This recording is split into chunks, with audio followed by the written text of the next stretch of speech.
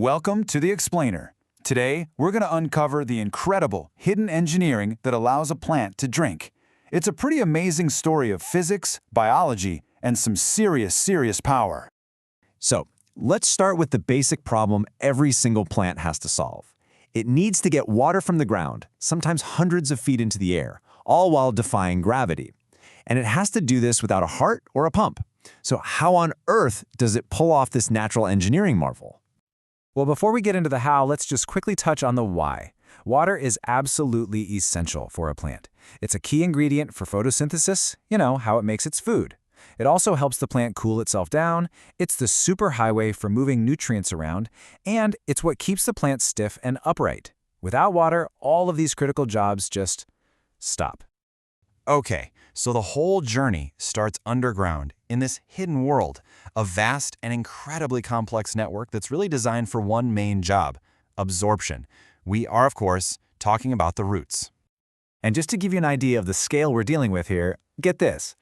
A botanist once figured out that if you took all the tiny root hairs from just one 4-month-old rye plant and laid them end to end, they would stretch over 10,000 kilometers. That is a mind-boggling amount of surface area, all of that dedicated to finding and soaking up water. So, what makes these roots so good at their job?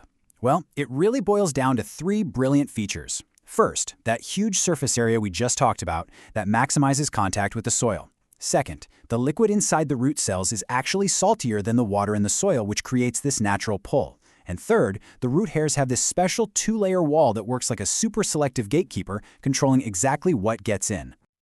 Okay, so now let's zoom way in, right down to the cellular level, to see the 2 key physical forces that are actually pulling that water from the soil into the root. The very first thing that happens is a process called imbibition. Basically, this is just the initial soaking of the root's outer wall.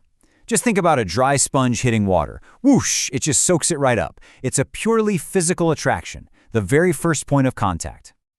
And we're not talking about some gentle little process here.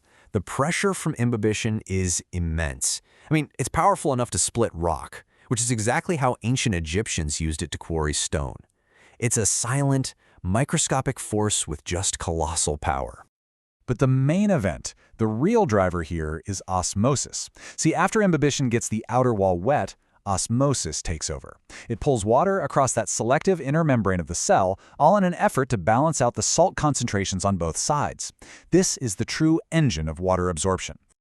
You can see this perfectly in this classic thistle funnel experiment. You've got pure water on the outside and sugary water on the inside. Well, the water molecules rush from the beaker, through the membrane, and into the sugar solution. And this movement is so powerful that it actually pushes the liquid up the tube, completely against gravity. That's exactly what's happening inside every single root hair. So here's the bottom line. Imbibition is like the opening act. It's that initial soaking of the cell surface. It's powerful, but it's a short-range thing. Osmosis, though, that's the headliner. That's the sustained movement of water that does the real heavy lifting, drawing water deep into the root. Okay, but wait a second. For osmosis to work, we said the inside of the root cell has to be saltier than the soil outside. So how does the plant make sure that happens? How does it maintain that concentration? Well, the answer is a really cool process called active transport. The plant literally spends energy, this stuff called ATP, to act like a tiny pump. It actively pulls mineral ions out of the soil and into its roots, even when the concentration of those minerals is already higher inside. The plant is literally stacking the deck in its own favor. So think of it like this. The plant pays a little bit of energy up front to pump all those minerals inside. But by doing that, it creates the perfect setup where water then just rushes in for free, thanks to osmosis. It's a super brilliant and efficient system.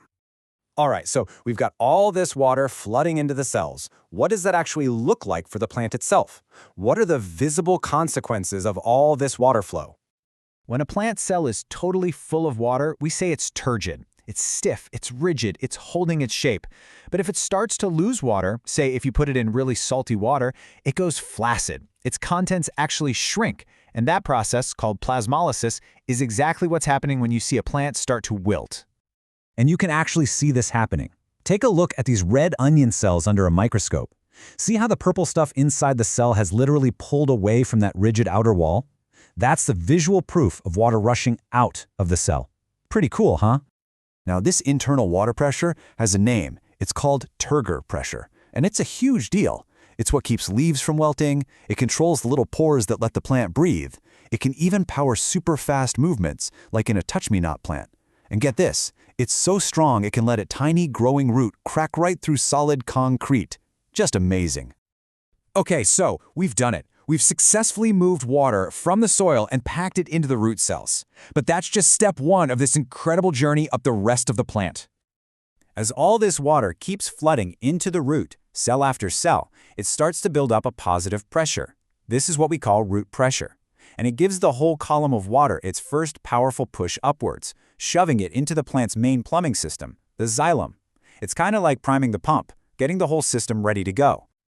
And you can actually see this pressure at work sometimes. Have you ever seen little droplets of water on the edges of a leaf on a cool, humid morning? That's probably not dew. That's a phenomenon called guttation, and it's caused by root pressure literally forcing liquid water all the way up and out of the leaf. But here's the catch. Root pressure is great, but on its own, it is nowhere near strong enough to push water to the top of, say, a giant redwood tree. It's just the start. It's the beginning of a much longer chain reaction, a continuous column of water getting pulled upwards. And that leaves us with a final, huge question.